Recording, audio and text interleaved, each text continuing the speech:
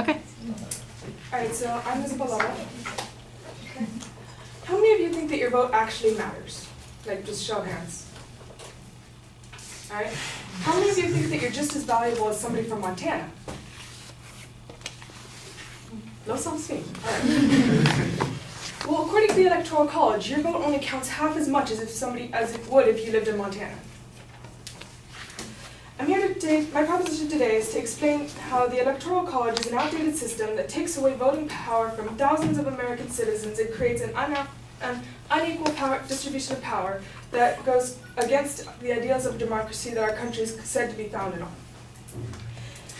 I will be explaining how this affects our country, how this affects you, how this affects our politics.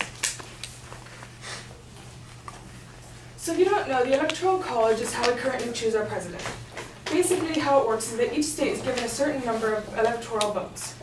These votes are decided based on the number of representatives that each state has in Congress.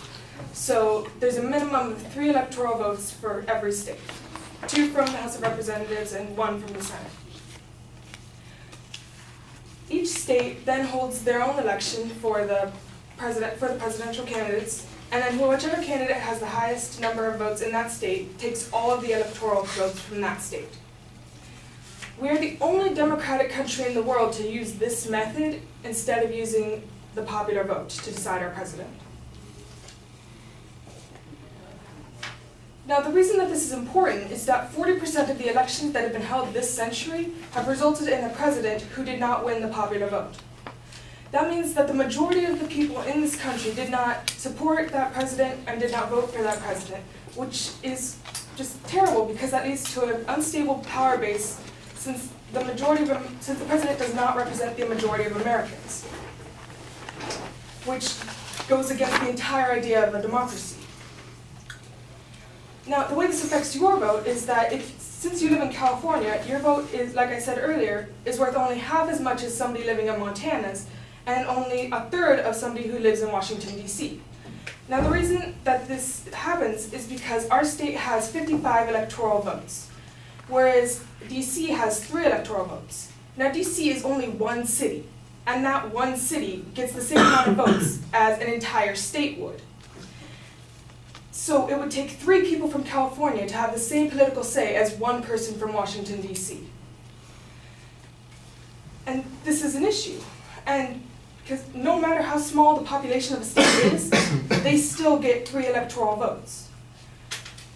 Now, the reason that D.C. has 3 electoral votes is because in order to get electoral votes, you have to be a state, which meant that U.S. territories and Washington, D.C., which does not belong to a state, people who live there do not get to vote. Now, because of this, they changed it for D.C. and gave them 3 electoral votes, which created its own issue. But this means that thousands of Americans living in U.S. territories do not get to vote for president, and they don't get to have any say in who leads our country. The way this affects our politics is, well, there's many ways this affects our politics. For one, minor political parties do not show up on the map ever.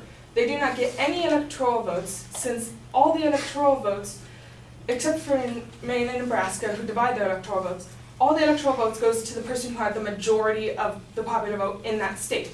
Minor political parties don't get that much widespread support, so they don't get represented at all because they don't have enough support to win electoral votes, even though there are thousands of people voting for that party.